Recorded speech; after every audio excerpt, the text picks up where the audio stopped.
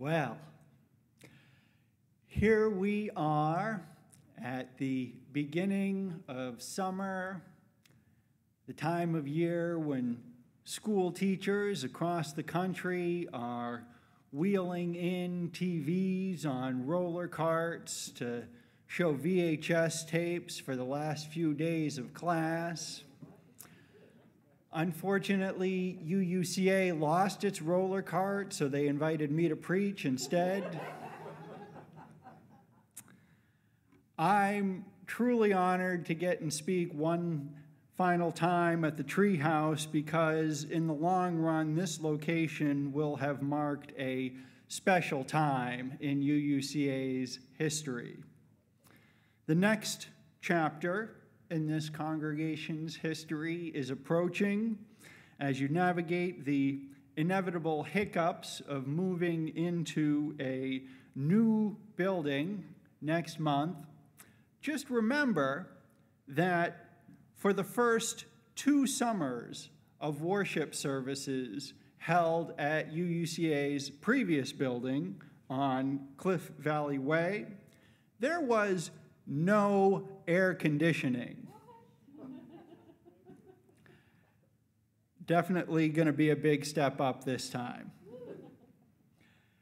The way that UUCA's spirit has shown through during these years in the Treehouse reminds me of a philodendron plant I purchased several years ago. That plant has been repotted multiple times and now decorates a large portion of the windows in my upstairs hallway. It's pretty intertwined with the window elements there at this point. It's not going anywhere for a while. But I've taken many cuttings from it, and the plants I've propagated off of it now populate all the sunny windows in my house, and several more have been given away as presents. UUCA today continues an over 140-year legacy of Universalism and Unitarianism in Atlanta. Yes, I say Universalism first because the Universalists were here first.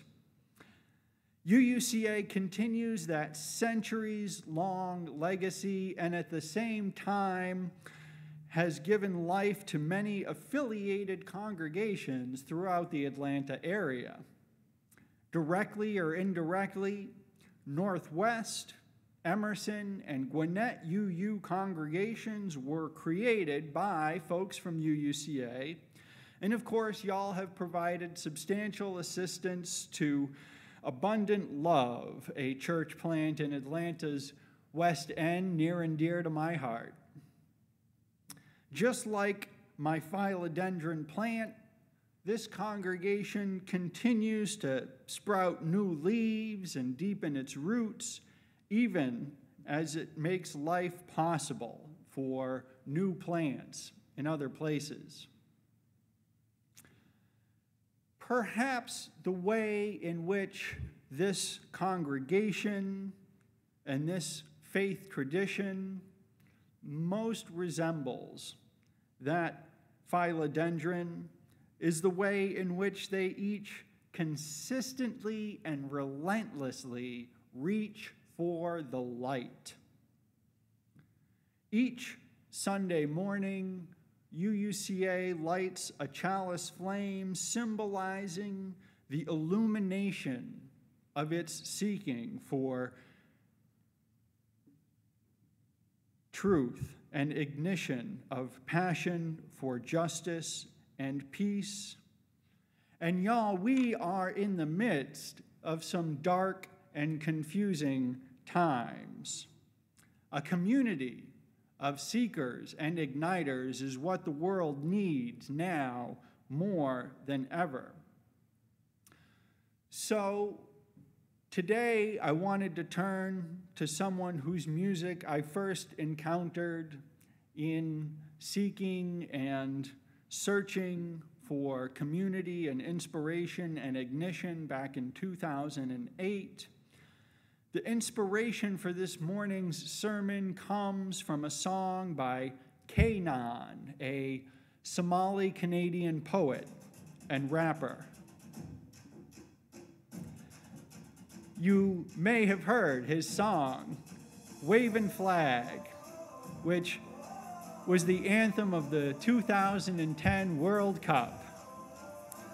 Mother Jones describes that his music, quote, sounds a little like Eminem's if Slim Shady had spent his childhood dodging bullets in Somalia's civil war.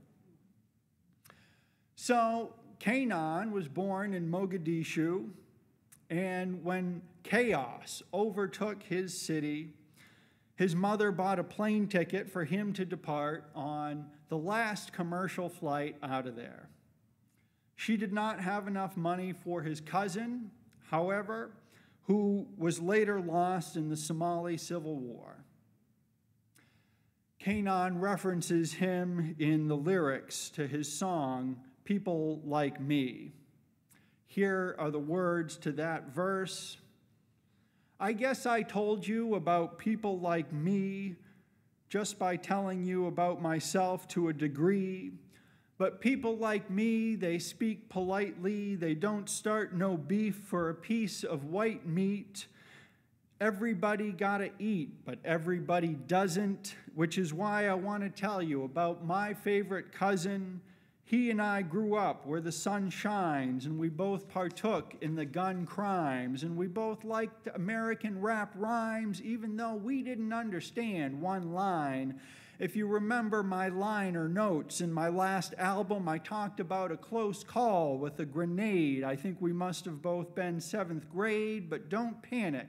We survived without damage, but we developed a bond like we survived the Titanic. So when the country became frantic, my mother tried to get us out, planned it to the last detail, except the plan got derailed because there wasn't enough money for the plane tickets. How bitter when my mother had to choose who to take with her. So my cousin got left in the war, and that's just hard to record. But now I take refuge in prayer, kind of like finding God in the phone book. It came to me sounding something like a song hook. Heaven, is there a chance you could come down and open doors to hurting people like me? People like me, yeah, people like me. What a universalist message. We know that we could be the citizen or the refugee. We could be the refugee or the cousin who was left behind. Believing in the universality of the human experience means empathy and compassion, because for those in dire straits, we know with just a simple change in fate, that could be us. The roots of our tradition are sometimes described as Unitarianism, meaning that we humans all have one source, and universalism, meaning that we all have one destination. Humans sharing one source and one destination, that's what we believe. Collective liberation. All of our fates tied up together, none of us free until all of us are free.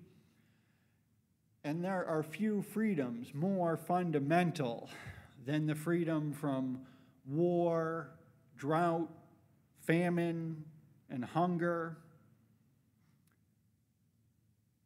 Kanan grew up in a Somalia torn by a civil war, drought, and famine, and can speak to the ill effects of hunger. He can put his whole heart and soul into asking, Heaven, is there a chance you could come down and open doors to hurting people like me? The Somali Civil War is unfortunately an ongoing conflict.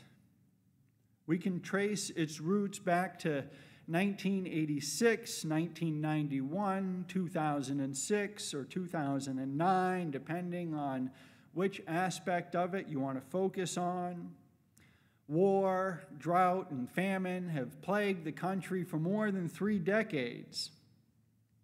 Al Jazeera reported in 2012 that Mogadishu, quote, has become the epicenter of the world's worst humanitarian crisis.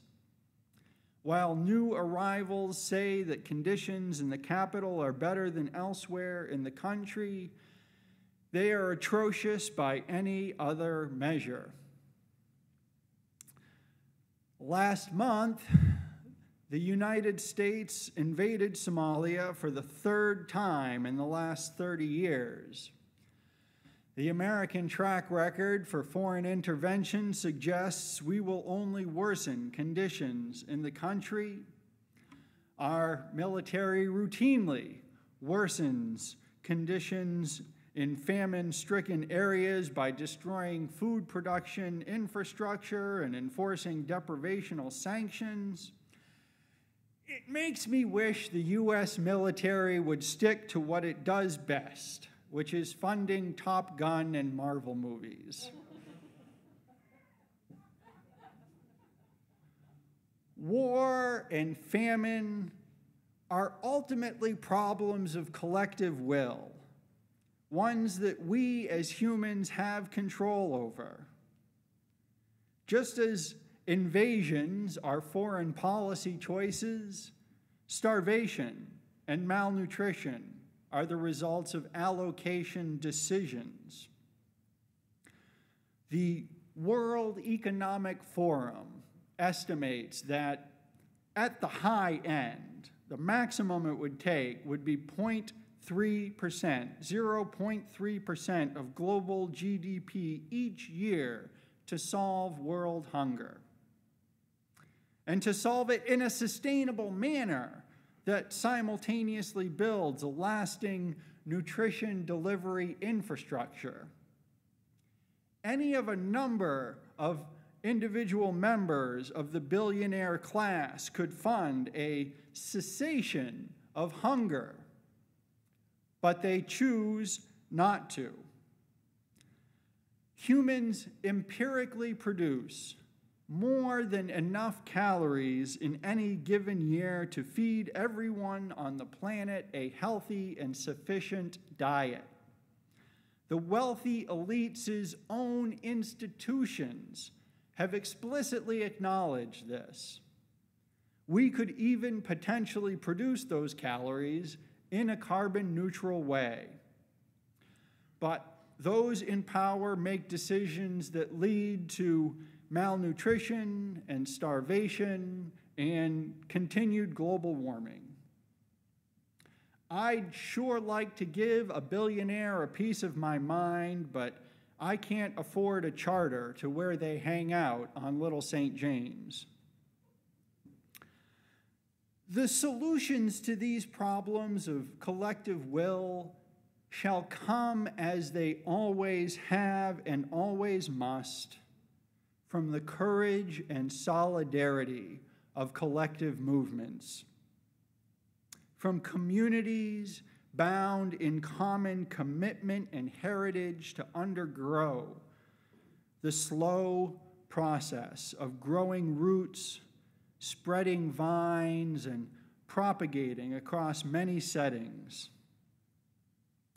As Kanon says in another of his songs, Wavin' Flag, try to control us, they couldn't hold us because we just move forward like buffalo soldiers.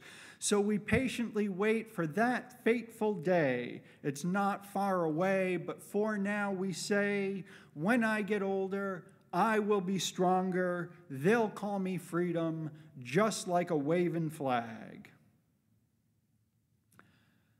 I personally have a hard time even thinking about starvation and malnutrition because hunger is one of my most powerful migraine triggers.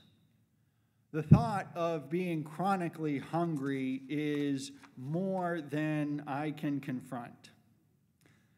but the agony of contemplating hunger is balanced by the ecstasy of sufficiency for all the world's people. I know such sufficiency is possible in our world. Heaven, is there a chance that you could come down and open doors to hurting people like me? Building beloved communities committed to collectively acting for a more just and equitable world is literally bringing heaven to this plane.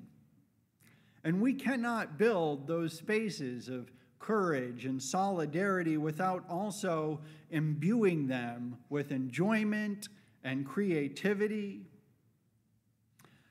And so this summer, in the midst of thinking about these seemingly impossible challenges we face in order to bring about heaven on this plane, I'm also taking time to savor what brings joy to my life and to my community. I'm going to go home this afternoon and pick a sun-drop cherry tomato from my garden. I already chose one mentally on my way home, on my way here this morning. It's from the corner plant in my garden bed that gets the most sunlight. I'm going to pick two, one for my wife and myself, and I'm going to wash off the capsaicin spray that I use to keep away the squirrels. And I'm going to feel the sun-warmed burst of sweet fruit as I bite into it. And then I'm going to listen to my favorite Dungeons and Dragons podcast as I walk the dogs and pick out a Nora Ephron comedy for us to watch tonight. I'm going to enjoy time with my family and my congregation, because for me, that's what it takes to build the spiritual energy to face the world with the courage and solidarity that my faith asks from me. The way forward is unclear and the stakes are very high. And at such times, I turn to another of my favorite poems entitled Yes, by Andrea James. This is for the times you went through hell so someone else wouldn't have to, for the time you taught a 14-year-old girl she was powerful. This is for the time you taught a 14-year-old boy he was beautiful, for the radical anarchist asking a Republican to dance, because what's the chance of everyone moving from no to yes if the only moves they see are from NBC and CBS? This is for the scars becoming breath, for saying I love you to people who will never say it to us, for scraping away the rust and remembering how to shine, for the dime you gave away when you didn't have a penny, for the many beautiful things we do, for every song we've ever sung, for refusing to believe in miracles, because miracles are the impossible coming true and everything is possible. This is for the possibility that guides us and for the possibilities still waiting to sing and spread their wings inside us, because tonight Saturn is on his knees proposing with all his 10,000 rings that whatever song we've been singing, we sing even more. The world needs us right now more than it ever has before. Pull all your strings. Play every chord. If you're writing letters to the prisoners, start tearing down the bars. If you're handing out flashlights in the dark, start handing out stars. Never go a second hushing the percussion of your heart. The world needs us now more than it ever has before. It needs us to build courage and solidarity and to weave enjoyment and love into all that we do and to all who we are. Let us be the ones who are willing to go through hell so someone else doesn't have to, the ones who gave away a dime to the hungry when we didn't have a penny, who never go a second hushing the percussion of our hearts because we want heaven to come down and open its doors to hurting people like us, people like you, people like me. May it be so. And may we be the ones to make it so.